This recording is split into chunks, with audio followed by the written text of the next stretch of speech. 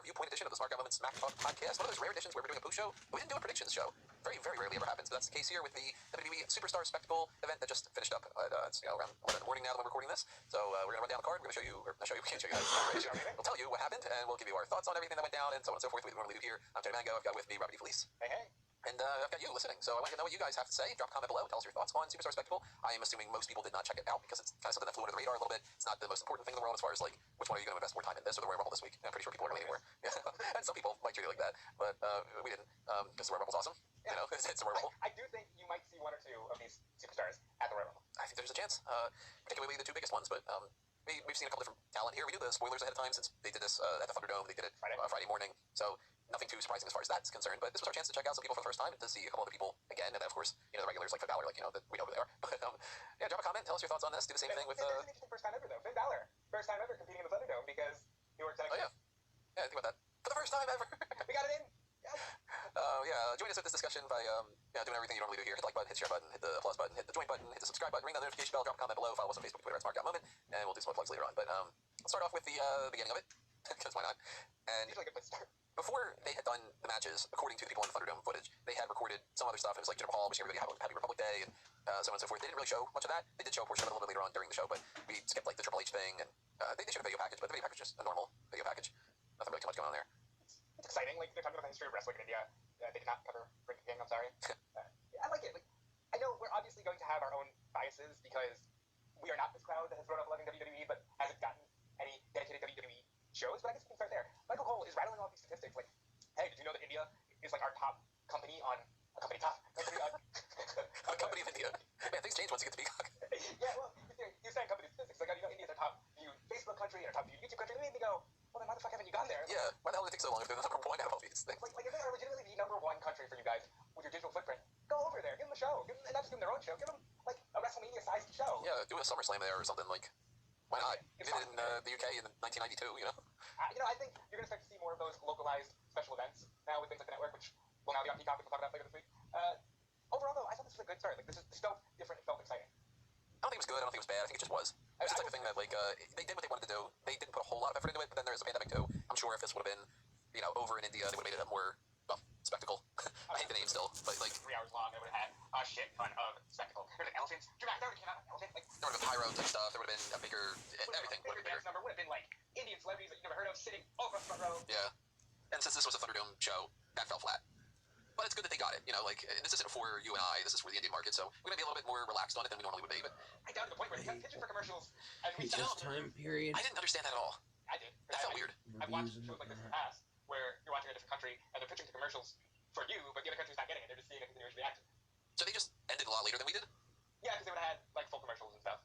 Well, that's weird. Why wouldn't WWE put other commercials in that spot? Are you kidding me? This is one of the best things they did. I watched on the network. You're not getting me with commercials, pal. I mean, like, wouldn't that have been a better spot to put, like, I didn't expect a Rumble ad. Yeah, like an ad for NXT TakeOver coming up in February, or, hey, remember everybody, Elimination Chamber's coming up. Like, they could have utilized that time that way. Instead, it was weird because they just kept, like, all right, we're going to fade away. We'll be right back immediately. It's just like, all right. But yeah, completely not for us. We're just lucky enough to see it. Yeah. You know, before we talk about the first match, let's talk about the interstitials. Because why not? We had, like, Great Khali basically say, you know, Happy Republic Day. I trained 3 of these guys.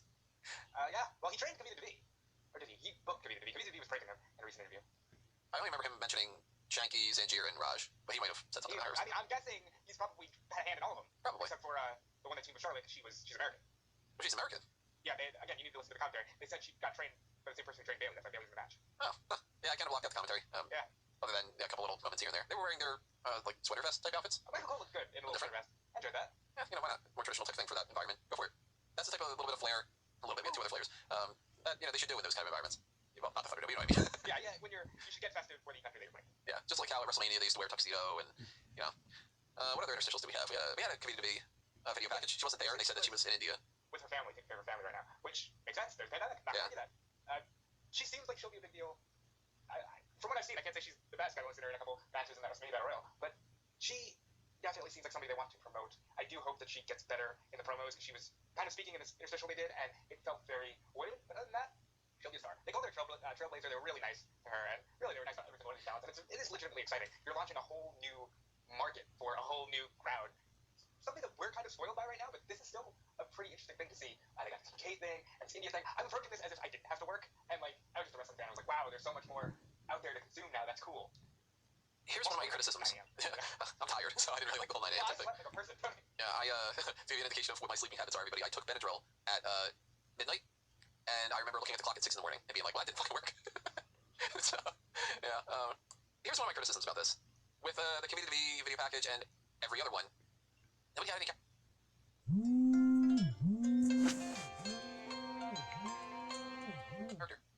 other than who they actually are.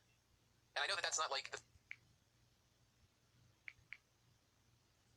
type of thing that they're not trying to promote, like, the Otis has this type of character or whatever. But to me, after watching 3 video packages of here's who I am, and I'm really excited to be representing India, I was just like, all right, I don't need to watch anymore. I get it. They're all baby faces. They're all. One of the big things that annoyed me with this was all they kept saying was, and this person's going to be a future star. They didn't have any other flair to that. I got the message in the middle of the show. Hey, are they fighting for contracts? It's like, I don't know, but they're making it sound like it. It's weird because they were just like, oh, this person's going to be a future star, and this person is going to be a future star. And Matt Bloom is calling this one a future star. I get it. Why can't you say, like, this person, I don't know, lie. And even just say, like, we're looking at Giant Zangier as a future world heavyweight champion. You know what I mean? Just, like, change it up a little bit, at least. It's sort of like the United Kingdom Championship tournament, right? So they didn't have to go on and on about them being a future WWE star because you just be like, oh, this one might be the United Kingdom champion. This show, they haven't announced what they're fighting for yet. So it was weird because they're not, like, they don't have their own brand, technically, but they are fighting to be a future WWE superstar, but I do agree they could have switched up the verbiage. And it would have been really good to see, like, a heel. Because Guru Raj, babyface. Dilsher Shanky, babyface. Giant Zangier, babyface. Sandu, Serena Sandu, babyface. G Rama, babyface. Indu Sher, somehow babyfaces now. That's only 5 people, so I think you can get away with it. It was everyone except for Jinder Mahal and the Bollywood Boys. Indu Sher, that just did not work for me. I do think it's funny that their decisions were separate.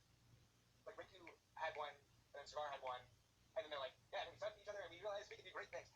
That much felt odd because we know who these guys are. You can say that we don't NXT, we just put them on for a minute, but we knew that these guys could just be machines and killers. So it felt weird that, like, they're throwing around the Bollywood Boys, and they're just like, yeah, namaste. That is what they said, right? When it's like Andrew McIntyre goes middle and said namaste. I think so. I just thought that was weird because they don't look like chill dudes. They look like they're going to kill you. Right. And also, man, McIntyre, Goldberg should turn McIntyre heel for this very event. So that McIntyre can say, yeah, screw you, I'm WWE champion. And then Jinder comes out like the hero, and he's like, hell yeah, Maharaj is back. Let's go. They didn't do that. That's what they should have done. It felt weird that Jinder was the heel here. Instead, we got a series of generic matches. None of them were really anything great. You don't have to go watch them if you missed it. None of them were really bad. They were just matches.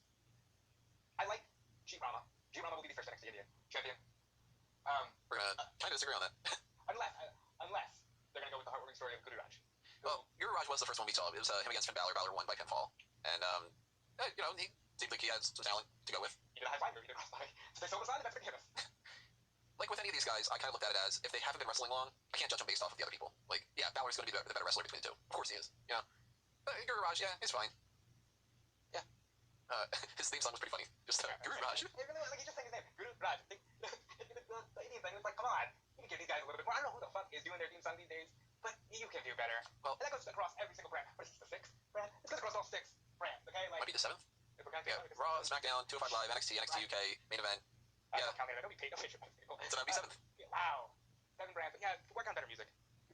And, who the weirdest out of all the music, though? Giant Zangier. I think a technically kind of theme. Did not fit him at all. He's a giant. He likes to funky. He could have fooled me. He just walked to the ring. Nick Ali was a payboy. He just walked to the ring. He had a catchy ass theme, though. Yeah, he did. Yes. The Balor and Raj match, I don't have anything to say about it, do you? I think he's the feel-good story. So I think he could be a top star if they want to go with like a Tyler Bate kind of vibe. Guru Raj, Guru Raj, Guru Raj. Guru Raj. No, it does kind of work. I still don't get the whole Tyler Bate with the Saturday thing. The British just like singing songs. Yeah, then again, we're getting into the whole take your shoes off type thing. I mean, Yeah, like, I wonder what should I play the ignorant American card again? What's stopping you? I wonder what they're going to do for those kinds of things. Like the Indian crowd don't cancer. Like, I don't know. Yeah, I don't know if I've actually ever seen. I've never saw Ring. Yeah, I never watched any of that. So I'm curious what kind of, like, colloquialisms or generic chants they We would didn't get have. any of that. We didn't get like any vibe on what they're like over there. Like, the commentators didn't say anything cheeky. They're like, this is our thing. This is what we say over here.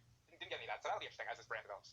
Yeah, that type of vibe would have helped out so much better. I mean, we mentioned it earlier, but like, if this would have felt like an actual show that was special instead of just another Thunderdome thing, I'm sure I would have liked this a lot better. And again, I didn't hate it. It's not like it's like it's gonna be my worst event of the year type of thing. But I actually really like. I didn't love it, but I really thought it was fun. it was harmless. Yeah, like, it's the kind of thing that, again, if I was younger and not working in the coverage side of things, I'd just be like, oh, this is really cool. Like, it's just a fun show. The second match we had was the 8-man tag. Giant Zangier, Dilsher Shanky, Rey Mysterio, Ricochet won that over Ziggler, Cesaro, Corbin, and Shinsuke Nakamura. They definitely spent more time with Giant Zangier than they did with Dilsher Shanky. I was surprised about that. Same energy, and I'm like, Zangier seems more ready, but maybe they made him look more ready. They gave him gear instead of just, you know. Dilsha Shanky kind of looked like when a celebrity wrestles, and they just sort of in sweatpants. Yeah, he did like, I mean, a lot of these people, like I said, they're not, multiple years of training type of thing. So, like Shanky did like some generic punches and like an elbow drop.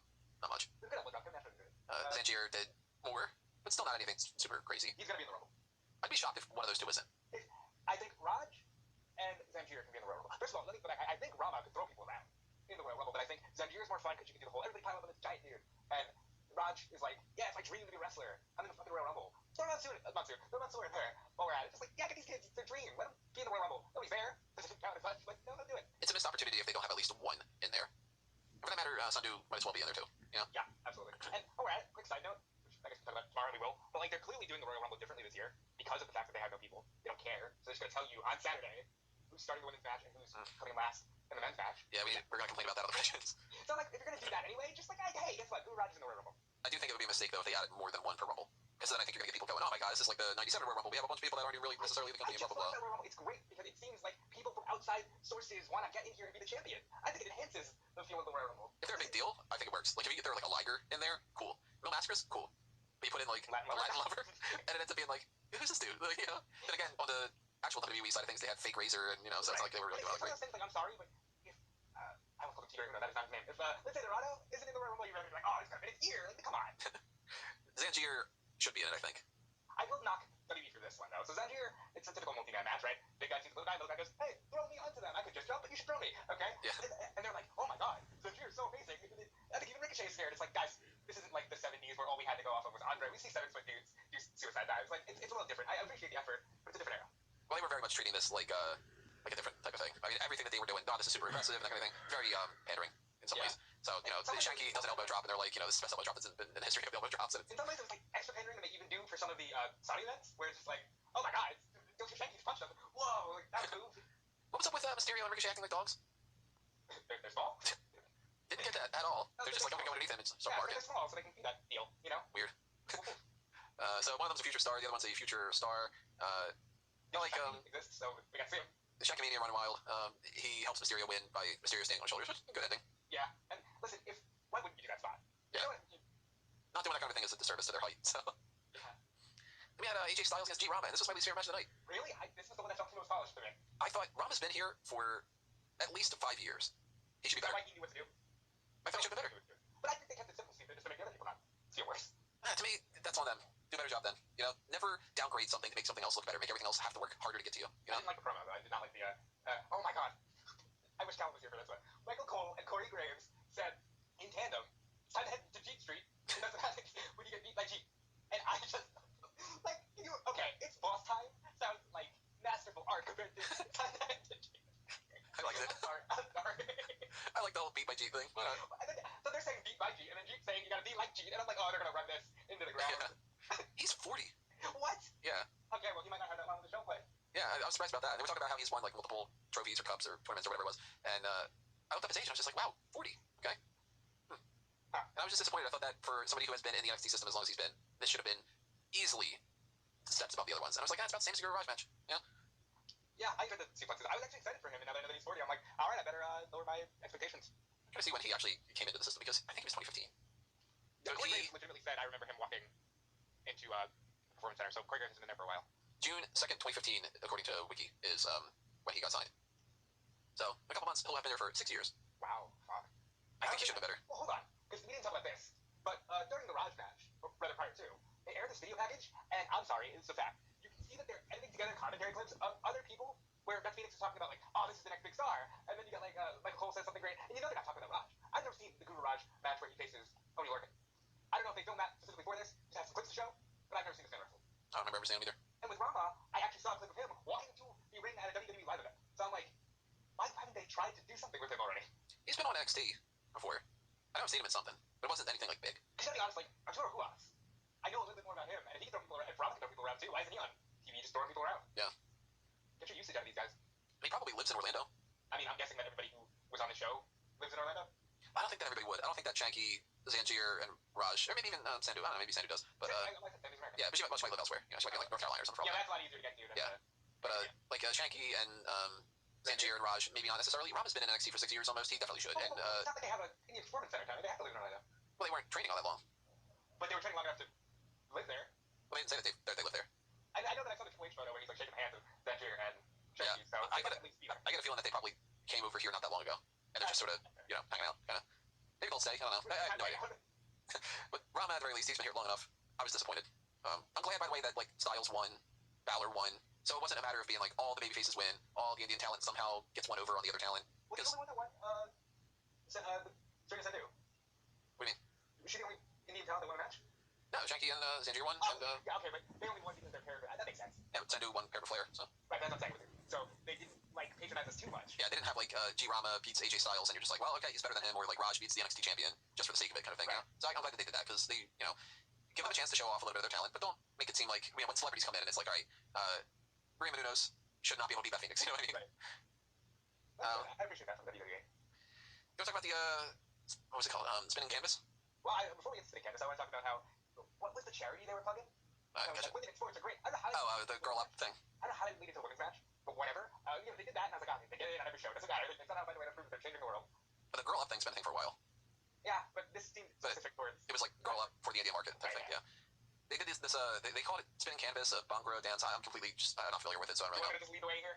Go for it. So Spinning Canvas is an Orlando-based Indian dance group. I guess it's a cultural thing, but also people want to come in, try their hand at Indian dancing. Sure. So they did a presentation. The ring was all decked out. The dance was fine. No, I think. Obviously it's not our culture, so it's not our thing. But I'm always very impressed at how, like, on television at least, they always make these dances seem like such a big gathering moment. Like, if they were just one dude dancing, it's always like a crowd. That's cool. It's fine. They look good. They managed to make it work from Orlando, and I just appreciate that. And It's a little weird that New Day and Street Profits were the ones that were introducing them. well, they're hype. You gotta get hype. Again, you didn't get any kind of colloquialism, so it would have been nice in a case like this. That was fine. To me, this is not my thing, and it's not just because of the cultural difference. I don't like this type of stuff, no matter what it is. Oh, Like, we're gonna talk about Bad Bunny performing at the Royal Rumble. yeah, like I'm not gonna like that. You know what I mean? I am the type of person that if you see like those Vegas showgirls, for instance, I think it's terrible. I'm not into the circus. I'm not into dance performances. Period. Like you can see like break dancers, and I'm like, oh, it's talent, but I don't care. Like it's just not my thing. And if you get like colorful outfits, to me, after a split second of looking at it, that already is gone. A lot of people like that kind of stuff. Like a friend of mine is really into the Mummers Parade, and I'm like not at all interested in it. It's a Philadelphia like a New Year's parade type thing. So it's like a Mardi Gras kind of thing, but for New Year's. yeah, kinda, yeah. And Mardi Gras for that matter too. Like any of that stuff, I don't personally like. So when people are like, look at all the lavish costumes, and I'm like, yeah, so, and like, oh, look at the choreography. Meh, not a dance guy. I don't like dancing. So watching a dance performance to me, all across the board, every country, every type of dance, every type of music, it all falls flat for me. So anybody that's gonna say this is because I'm against the Spinning Canvas or something, they're working with a guy who doesn't like any of the shit. So, you know what I mean? It's kind of like I don't really like musicals. I've been in a musical, but I don't really like it. And when I was even in the musical, I was like, yeah, can I do a non-singing and dancing part? They're like, no, everybody's got to do that. In fact, you've got like 4 songs. I'm like, fucking great. But I went there for the acting. Oh, well, okay, fair enough. Yeah, I liked acting in school, and I wanted to act more, and that was one of the only other options. I was like, can I just do the acting instead? Like, Surprised you're not more Hollywood driven, knowing you. I want to. It's harder. I didn't want to move out there and wait tables. That's fair. But the that whole side of things. It's cool. I don't want to see a song and dance in the middle of every NXT India show. You beat me to it. That's where I was going to get to. I was going to say, this isn't for me, but that's my own negative. Like, I'm sure that most people appreciate this a hell of a lot more than I do. And when it comes to, like, Poppy doing, like, a You Should Rise theme, I'm like, this song sucks. And it's just like, I don't like any of that kind of crap. But some people do. Fact, if you're listening to this WWE shop, I bought my Poppy Halloween Havoc show day of. It's January 26th. Where the fuck is my shirt? Carry on. You can't market towards one person. They certainly aren't going to market just towards me. Totally fine with that or whatever. But I do think that if we get NXT India, and if every single episode has some kind of a dance performance, I'm going to be like, all right, there's the fucking dance performance again. Just because that's what I do with any of those kind of things. Like, I am sick of, like, every episode of Raw and SmackDown starting off with a 15-minute promo. Like, Yeah. My thing is, I don't want to see this ever in the middle of the show, or in the middle of every show, I should say. But if it's one of those cultural things that you just need to do, which it seems like it might be, because, like, even the Bollywood movies have the dance performances and stuff. Does it need to be in the middle of the show and right. random? Just do it in the beginning of the show. Like, it's a celebration, we're doing it. All right, celebration's over. Let's rock. Yeah, like if this was that they do 2 pay-per-views a year, and before the pay-per-view starts, when they're doing instead of doing pyro and stuff, if they did like an introduction dance, kind of like how the Olympics is, where they do like that opening ceremony type thing. The torch and all that. Yeah, like if they wouldn't have to make it as big of a deal if it's just pay-per-view, but like, you do like a ceremonial type of traditional dance. You have the pyro, welcome everybody to whatever they call it. I don't fucking know. Super showdown spectacle, something. But here's the thing. It would have been a lot better if it would have been in India. Yeah, I got elephants. Yeah. Like, or even just a crowd that can appreciate it instead of a bunch of screens. That's fair too, but I like when they get goofy in some respects. Like, you don't think WrestleMania 9, people hate WrestleMania 9, but Bobby Heenan on an elephant, or was he on a camel, going backwards, it's hysterical to me. And it feels more like a spectacle rather than, hey, it's the big show and here's all this pyro and ooh. I'm not a fan of the Caesar type thing. We decree that WrestleMania will be in Caesar's Palace. Cleopatra, you want to stand around and just sort of look awkward? Huh? Well, I'm going to speak awkwardly. I guess it all depends on if you have the talent who can make it fun instead of just, well, I guess you're doing togas. Yeah. I guess I'm in a toga. You know? Toga. Toga. 2000. We got an Animal House reference. We got a Simpsons reference. We're all over the place here. Charlotte Flair and Serena Sandhu beat Bayley and Natalia. This isn't Sandhu's fault, but I don't know why anybody didn't say don't play up to the non-crowd. Anytime anybody does it, people have done it on Raw and SmackDown too, so it's not just her. But anytime it's like taunt to the crowd for cheers during your entrance, I always think it's strange. Well, let me break it down like this. Charlotte Flair was trying to do the dance too. What the fuck is that? Like, why? Like, why? What crowd are we playing to? I get it. You know, you're trying to say, well, there's still a major crowd of people at home. But you know what? You don't even respect them enough to keep the Royal Rumble entrance a secret, so I'll give you that. I liked Flair's outfit. Yeah. Orange, green, and white. Makes sense. Flair, she's one of the few who always kills it with the attire. Yeah, pretty much. John Morrison is another one, but he wasn't there. Sandhu has had more experience than some of the others, and kind of showed a little bit. Except in later doing moonsault, or something to fix the match. Yeah, ended with a natural selection, and that's fine. It's just another generic match. Nothing much to it. She's not standing out to me as anybody that's amazing. She's not anything that's bad. Rank her against somebody who's been in NXT a long time, like Vanessa Borne earlier. Battle on par with Bourne. Not as good as Aaliyah. Fair. But there's more like, I don't know, star power behind Bourne. Like, she carries herself better. Sandhu, obviously, I mean, this is to be expected. Seemed a little stage fright or something, maybe. And again, she's wrestling the best sport match she's ever had, so yeah, sure. Yeah. Yeah. She seemed more put together than Kavita B has seemed in the past. So, that's positive. And again, she's done it longer. Yeah. When you're working with talent that hasn't had a whole lot of experience and they haven't wrestled this type of style, you gotta give them a little bit of leeway. I'm willing to do that with Sandhu. Any other thoughts on this? I haven't really read anything else down. No. What one? I don't know if you'll with something. They changed Natty's theme song. Yeah, they did a little bit a couple weeks ago. I don't like it. They Why? tweaked it. Why? I don't know. She's had the same song since Jim Johnston was still doing music. What are we doing here? No idea. I guess they just felt the need to do that instead of fixing some of their other songs. Yeah, you could have put the extra effort into Guru Raj theme song other than changing the values. You know what though? Since almost everybody has their name in their song now for some fucking reason. Billy Kay. Billy Kay's the one I was gonna go with. I was gonna say just start doing mashups and just be like bum bum bum bum bum bum bum Guru Raj. like I like Billy Kay's theme. That's exactly where I went to. That's fair. Working man, Otis. I do like that though. That's a good one. Our main event was Drew McIntyre and Indus Sher, who are babyfaces now for some reason against Jinder Mahal and the Bollywood Boys. Massive change in size here. Disparity between these two. Michael Cole had to be like, hey boys, you're not 205 live now. Well, thank you, Michael. Kind of a pointless Ric Flair intro to this whole thing. They promised a legend. They delivered a legend. Speaking of legends, not to jump all the way back to the Ricochet match. Did you notice that when he was on Zanjir's shoulders, that he's doing the Hulk Hogan poses? No, I didn't. I was like, well, why is he doing that? Is this what it feels like to be Hulk Hogan to be this big? I know I'm a small guy. Like I can't say that, but like that made him look so weird. Yeah, I didn't catch that. I liked seeing Jinder Mahal back. Yeah, he's good. I looked at Mahal and McIntyre in the ring and I said, 10 years ago, guys your size would have been a no-brainer wrestling main event.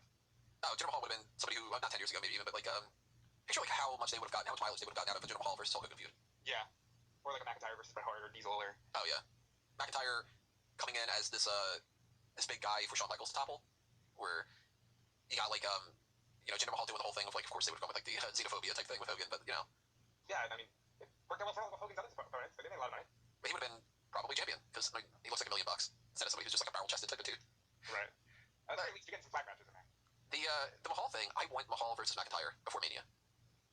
They've got at least one show. Yeah. They haven't announced Chamber, right? They haven't announced Chamber, but they gotta do it, But then it's like, do you cram... Well, and wait a minute, we're discounting Goldberg. Well, I'm just hoping, and we'll talk about this tomorrow when we do our predictions, I'm hoping Goldberg is just kind of there, and he's not champion, obviously. And I would like to see McIntyre against Jinder Mahal at Elimination Chamber. Or, I mean, if they need to at Fastlane, but Chamber I think's better. If you can do it like a, no-brainer, like, it's 2-week build, just say, hey, Jinder's here, get out of the way, I think it can be a fun match. In my mind, book McIntyre beats Goldberg. We'll get into this tomorrow. I'm still thinking Daniel Bryan wins the Royal Rumble. So you've established your Elimination Chamber kind of setup because it needs to be either McIntyre or Reigns defends their championship, or it's a number one contenders match for Raw, if that's the case. If that's the case, Drew McIntyre steps aside, he fights Jinder Mahal, and the people in the Elimination Chamber are Sheamus, Keith Lee, Braun Strowman if he's ready to go, Randy Orton, Bray Wyatt, AJ Styles, those type of people. And then Fastlane, you get some kind of like tag match or something. I don't know. Again, we'll talk about it more tomorrow, but I kind of think... I'm not betting against Goldberg, it seems foolish to do so. Yeah, I guess we'll talk about it tomorrow, but this match was fine. I like Indus Sher. They worked in the most traditional WWE style out of the bunch, so I like this best, actually. I get that, like, just to real quick, say one more thing about Goldberg. I get that he's only contracted for 2 matches, but you couldn't get him to pop up on this thing? Just be like, hey, India, you're next. They're like, oh, they would have lost their minds for that. Like, it's a simple thing for them, isn't it? I mean, he was in the Thunderdome before that. Yeah. It's just a weird thing. This match is fine. I found it weird that, like, this one was kind of pandering, where it's like, cut the WWE champion right there. He should probably win the match. Whereas Indus Sher just pinned the Bollywood Boys, and it's like, yeah, you could have done that at any time. I didn't think too much of it. Yeah. But this is fine. Harmless. Harmless event in general. It's a thumbs up in a mediocre kind of way. I didn't expect much, didn't give too much, but I wasn't going into this like reviewing a WrestleMania or something. You know what I mean? Well, I do hope that when we get to see an Indian event, it feels more like WrestleMania. Same here. Well, I'm very curious if anybody's out there that's from the Indian market in particular. What did you think about this? Did this feel like a special show, or did it feel like it was pandering because it wasn't in India? Did it feel like it was something special? I don't know. Like, if you're not from India, of course, let us know what you think too, just in case. But it was what it was. I think thumbs up. Yeah. Here's the thing. You're just incredibly indifferent. I think it's pretty good. Yeah. It's like I said, it's not going to go on my worst events of the year by any means. I highly doubt it's going to be the best, but I'm really hoping that that's if this is the baseline of what we get for the rest of the year, I'm going to be really disappointed. But if it doesn't get any worse than this, then that's amazing. No, yeah, middle of the road type of thing. I didn't do any of the other plugs midway through. I was expecting to do. I didn't even think about that. But just to round these out with some other plugs we didn't mention for, check out the Patreon, patreon.com/smarkoutmoment. There is the $1 and up tier, and $5 is like an ad block forgiveness type of thing. $10 is $10 and up, I should say, gives you access to the special dark casts, which are Patreon exclusive episodes. Same thing, of course, when you hit the join button on YouTube. It's exactly the same. There's the Pick Your Poison tier. We're going to be doing something with that pretty soon, as somebody requested us to rebook WCW Starrcade 1998. That's something we don't really talk about that much, so that'll be real fun. And we've got, of course, plenty of things that are in the pipeline. And the next that you're going to be hearing from us is going to be the predictions for the Royal Rumble. Then after that, we're going to do the hot tags. We'll talk about Peacock. We'll talk about WWE backstage before it happens. And I honestly think we're going to talk a lot about Peacock. Yeah, quite a bit. Then there's another episode of the Paul Heyman SmackDown podcast. You know what's coming up for this week for that episode? I do know that Hulk Hogan has just joined the ranks of the SmackDown roster, and Vince McMahon is floored. Now we're on the road to No Way Out, and we're on the road to finishing this podcast series, because unfortunately Paul Heyman's time as head writer is coming to an end. But more of the fantastic stuff and Bill DeMott that you can expect from Paul Heyman SmackDown, so let's see how it goes. And then after that, of course, we're going to have on this weekend the Royal Rumble itself. So we're going to do the post show for that. Then we're going to roll on and kind of do things the way we normally do here. But another way for you to show us some support, other than just listening to these shows and hitting the like button and following us and subscribing and all that stuff, is the merchandise shops. Those are at TeePublic and Redbubble for not only just Smart Guy Moment, but the stuff is elsewhere for Mango Tees and Fanboys Anonymous, which we got plenty of stuff happening on fanboysanonymous.com as well. We've been doing the James Bond retrospective and going through all those movies, which is called A Review to a Kill. And we've recorded, and I've got scheduled all the way up to Thunderball. And at some point this week, or early next week or so, we're going to do You Only Live Twice. And we're going to roll those out every Friday, unless things change. Then maybe I'll change the posting schedule. But the some of the other stuff we've done recently, we did a thing with WandaVision, which is on the Patreon for that. Our first impressions for that. I still haven't seen episode 3, but the we'll do something with WandaVision coming up eventually. We've got the Mulan audio commentary track where I was watching it for the first time. That's up on the channel right now. And whatever else is happening, we'll find it over on fanboysanonymous.com. So show some love over to the Blue Brand and like all those things, subscribe, all that good stuff. What else you got to plug? You can check me out everywhere. It seems like news is happening. WrestleZone, Fightful, mostly Fightful these days. Basically on there every single day. This weekend is not only the Royal Rumble, but it's the GCW Fight Forever 24-hour stream going from Friday at 8 p.m. Not like anything else is on. So it's Saturday at 8 p.m. Right? Time for us to watch backstage. So this weekend will be a busier weekend. Follow me on Twitter, please. Check out everything else on SmackDown Moment, including Callum's Power Rankings, Dallas' Triple Threat. Everybody's working so hard over there. I just love being a part of the team, and yeah. And yeah, indeed. And I love you guys all being a part of this whole experience with us too. So thank you for joining us for this ride, and we will see you next time. But for now, this has been another Smart Guy Moment. We're being counted out.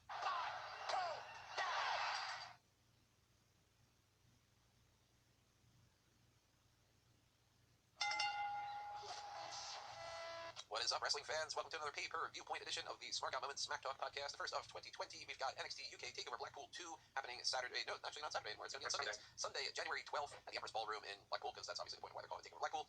We're going to run down the card the way we normally do here. We're going to talk about our predictions for all 5 matches, anything else that we think might go down, our overall perspective of NXT UK at the moment, and blah, blah, blah.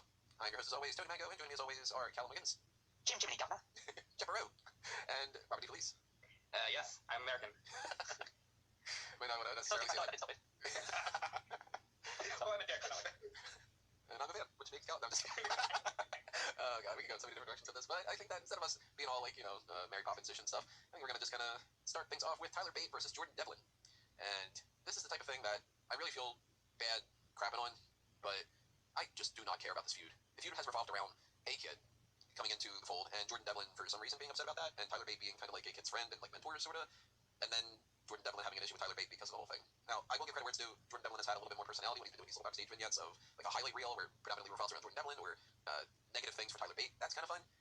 But I look at this and I'm like, well, that's on the card. I don't know. I feel like this is the second most underwhelming thing. There's another match that I think is even more like, oh God, why is this bothered to be on here? And it's like, well, why didn't we get that Alexander Wolf versus Ilya Dragunov no disqualification match on here instead? That would have been, more entertaining in my mind. So I'm not into this. Are you sure it's not? Yeah, I mean, it has been booked. They already did it. Yeah, they already happened a couple weeks ago. Well, last week. Yeah, so unless they just did a repeat, they added a 6th match to the card. I don't think that's going to be the case. So I know that Bate is good, and I know that Devlin is going to end up having a great match with Tyler Bate because they're talented. So I'm sure the match itself is going to be fun to watch, but it's not something I can sink my teeth into. So I'm going to go Tyler Bate wins because I kind of feel like that needs to happen to justify the fact that this whole feud built to this point. But to me, I'm like, well, I couldn't Noam Dar have done something instead or something. You know what I mean? How you guys feel about this? I kind of get the sense that based on the weakness of the feud, used to build up towards it, it's just this case of, okay, these are 2 of the most talented wrestlers that we have on the roster. We need to put them on this card somewhere, so we might as well put them against each other. So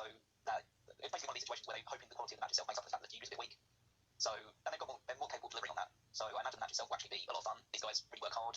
Like, has had some great matches on NXT and NXT UK. John Devlin's had a good few showings as well. I personally would go with Devlin over this. Like, I think Devlin is going to be the one to win, just because he's the only one that hasn't had. He seems like he's been on the cusp of an NXT UK run as like the champion, or close enough for a while now. And Tyler Bates already had his shot at Walter, and he failed that. So I almost feel like this match has a bit of like a pseudo number one contendership feel to it. And I feel he might move from this into Devlin challenging Walter down the road. I'm also going to go with Devlin because I think being the established competitor, it's kind of his time to go back around and put people over before I assume he will eventually transition into NXT main and just stay in Florida. But yeah, I think it'll be a good match, and the crowd will be on their feet and chanting Tyler Bate. This to me feels like an opener match. They could structure the card a little bit differently. Like, it wouldn't shock me if maybe they did the tag team match first, and then they sort of did like this match, and then as like a filler sort of, and then like the women's match, and then the Dennis and Seven match is filler. Like, they did it kind of like they split the difference that way. But I could see them maybe going in the direction of Bate and Devlin being first, and just sort of like go out there, have a good match. Everybody else is going to, other than the other match that Dennis and Seven won, everyone else has a chance to one-up you at that point. And if you go out and you do a really good job as a standard match, then maybe you're not going to feel underwhelming after like the tag team match or something. So if it doesn't happen that way, then I lean a little bit more towards Devlin getting a chance to win. But I think if it is the opener, it goes to Bate just to kind of put a smile on people's faces. But maybe you disagree. If you do, drop a comment below. You should be chiming in your opinions about all these matches, telling us your thoughts on what you think is going to happen. So if you're on Spotify, Stitcher, iTunes, Anchor, Podbean, whatever the different audio-only platforms are, leave a rating, hop over to YouTube. That's where you can drop a comment. While you're there, you should like the video, subscribe to the channel if you haven't done that already, and ring that little bell for notifications. And if you do not follow us on YouTube and you want to leave a comment elsewhere, go on the page on smartcomment.com. The predictions page on there has a comment section. So I got people rooting for Piper Niven, somebody rooting for Tony Storm. Drop a comment, tell us your thoughts there. But the other match that I mentioned that I feel is very underwhelming is Eddie Dennis versus Trent Seven. Now, as much as the Devlin and Bate match and the feud itself just doesn't have much going for it, Dennis and Seven has even less. This was started by Eddie Dennis holding on to Trent Seven's hand a little longer. Seven is celebrating with the crowd, and he's shaking hands and high-fiving, and he gets to Eddie Dennis, and then he's like, oh, wow, it's Eddie Dennis, and he's holding my hand, and he won't let go. And there's your start of a feud. That's fucking great. And it's not like they followed it up with all that much that was great either, because they followed it up with Trent Seven's going to fight a jobber, and Eddie Dennis beats up the jobber, so the match doesn't happen. And then Trent Seven cuts a promo of like, hey, I have a dick move to beat up the jobber. And Eddie Dennis is like, let's have a match at TakeOver. Alright. So we give this guy, this writer, the best storyline of the year. And to be fair, Eddie Dennis did hit Trent Seven in the face with a microphone. So that was something. Well, thank you, because that one statement by Callum made this sound just a whole hell of a lot more compelling than what anything Tony said. Is that really that much of a game changer, though? Is it like, you hit him in the head, now I'm like, yeah, compared to he held my hand for a little too long, yes. Yeah, built or something, you know? The eyes, no joke. Yeah, attacking the eyes, like, that's a big no-no. That's like definitely need to have a big blow-off match and a pay-per-view for it. Yeah, I mean, eye for eye makes everyone blind, you know? Yeah, That's one of those Hammurabi's Code matches. They just start poking each other's eyes. Ric Flair would love it. I'm gonna say Dennis wins because same story as before. Gotta put new people over. And how long's he been out? It's been like a year and a half or something?